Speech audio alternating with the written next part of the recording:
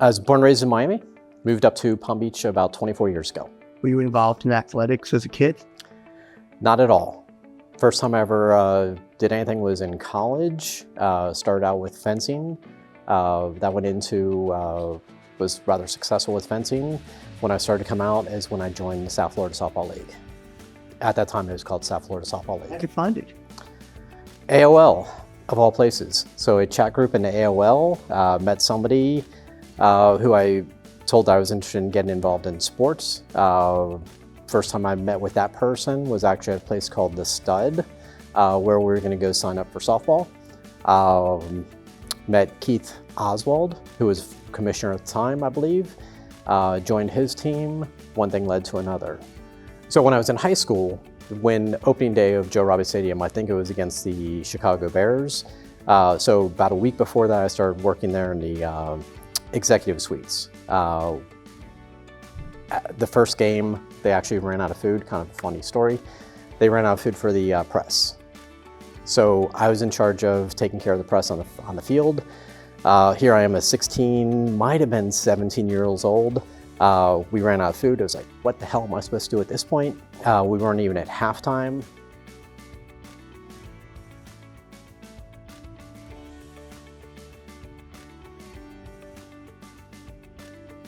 So the field press was extraordinarily happy with me at that point.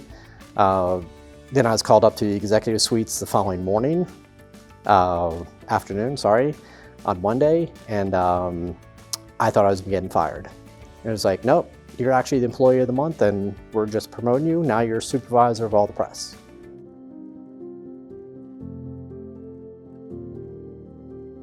If you see right here, there's a scar, right here. So I was on the beach with one of my friends in the evening, got jumped by 4 Boca thugs trying to rob us. I'm assuming that they probably just thought we were gay. And shortly after that, I was like, you know what? I know I'm gay, but I'm closeted. Getting picked out for this, end up in the hospital, 27 stitches, sorry. And I'm not gonna be told where I can go.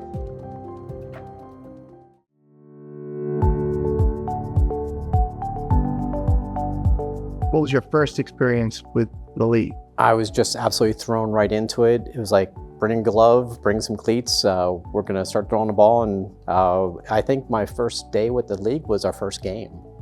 So I'd never really played any softball up until that point. Keith Oswald was my coach at the time. He was, like I said, former commissioner. He was a coach of the team. The following years when I started the Maverick team, which is what we've had ever since '96, and we have currently today.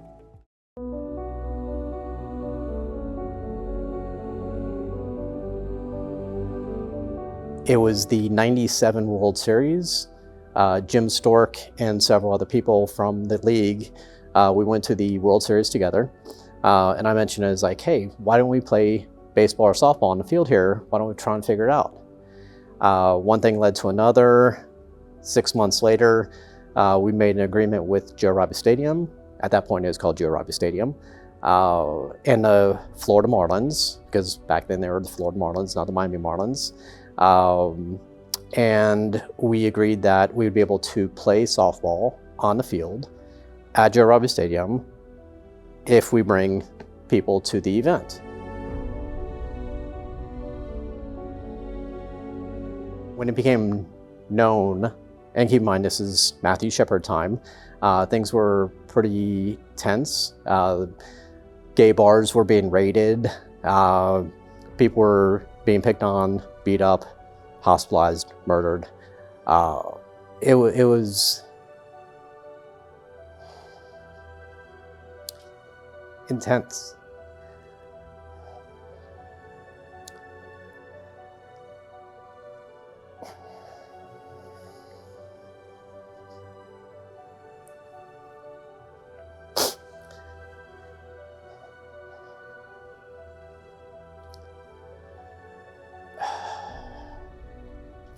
It was publicized. It was publicized on the radio. Shock jocks doing their thing, talking about, hey, what are these homos doing in Why are they doing it there? What's this all about? There were death threats. To the point that Joe Robbie Stadium got the threats and they were going to cancel. They were going to cancel our event.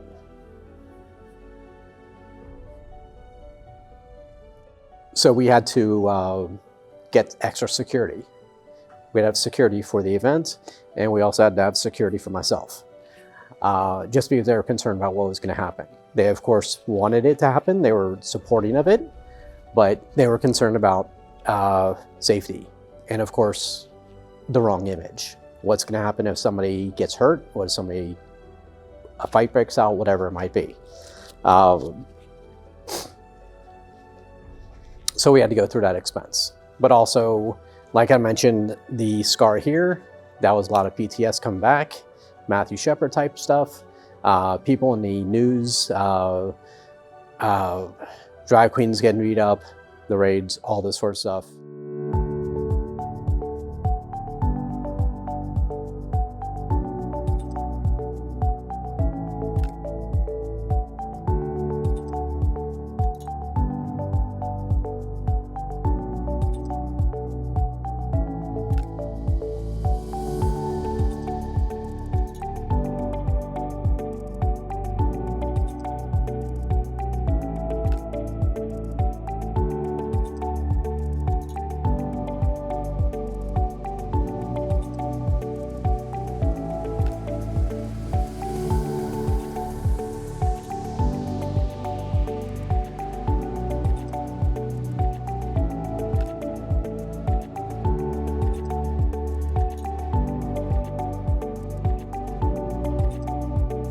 It was difficult to say the least.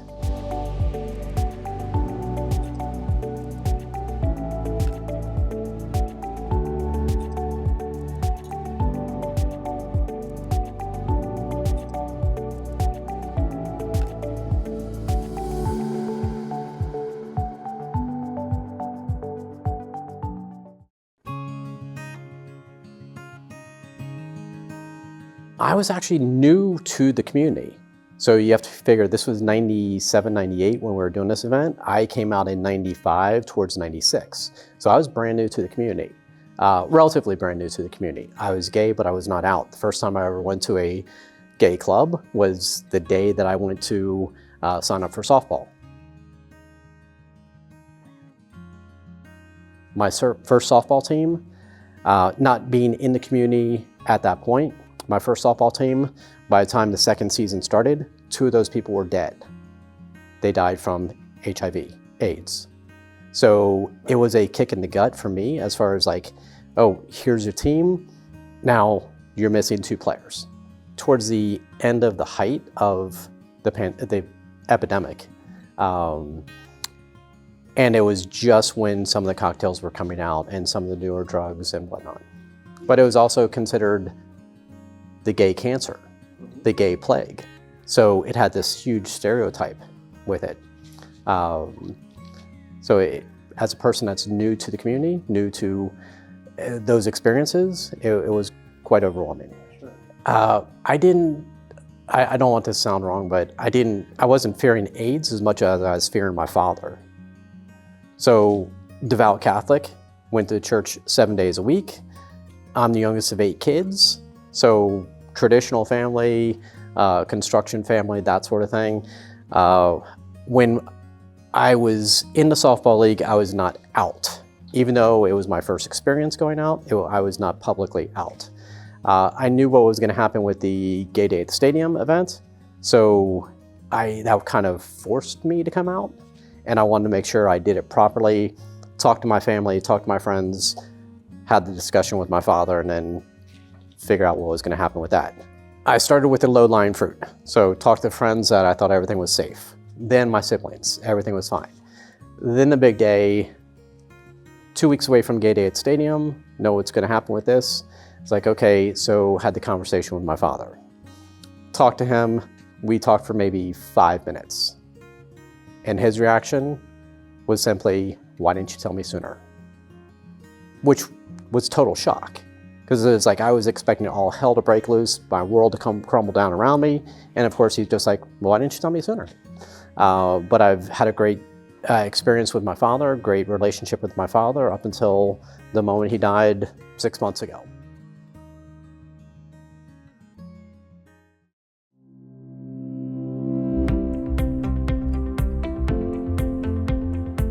It was definitely a safe sanctuary. Today, even speaking with the current commissioner, Rocky, it is a safe sanctuary. Things are different now. It's much easier to be gay and in public at this point, 25 years later. However, back in the day, it was totally different. From here, I'm actually heading to softball practice. So I just got back into softball again after my father passed because I was taking care of him 8 years. So now that I'm no longer a caregiver, I'm able to go back to softball. So we've already started with 2 teams, one in the 15 over group and one that's in the introductory group, the E division, which is for new members of the league that people have never played before, and coaching again. One person asked me, why does there have to be a gay softball group? Why does there have to be a gay polo group or gay whatever? And the easy answer, the obvious answer is that it's just like-minded. It's people that you're comfortable with, some people that you're familiar with, people that you can just be yourself and laugh and joke and have a good time with. And were you around when women came on board? I was commissioner when women came on board. And were there any issues about bringing women in? No. As a matter of fact, Dave Liddy is the person that was in charge of that. So he was the assistant commissioner, I was commissioner. I basically just said, we've got way too much going on right now, run with it. And if you know Dave Liddy, you'll know that he's gonna take it by the horns and run with it. So he actually brought in, I think it was 6 teams the first season and then 2 teams the following season. I would say that there are a large number of people that have met their partner, that have met their partner and their second and third partners. There have been people that have come out and they've started dating in the league. There's more to gay life than just the bars. It's a great social way. It's a great way to make friends, family. As I've said many times, you're born into your family, but softball is the family you choose.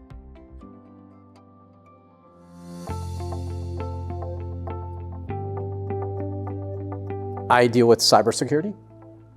So I transitioned from building computers and designing software to cybersecurity, dealing with government, military, and financial institutes around the world. Softball is my part-time job. So running 2 multiple teams plus travel teams, I spend almost as much time in softball that I do with quantum computing, AI, and cybersecurity. Softball is greater than the individual. No matter what happens with the individual, the softball family is going to continue. It has a way of surviving. There can be turmoil, all sorts of problems, all sorts of grief, or whatever it might be, but you're also going to have that group, that inner core, which is going to make it continue. That is definitely going to pursue for years and years to come.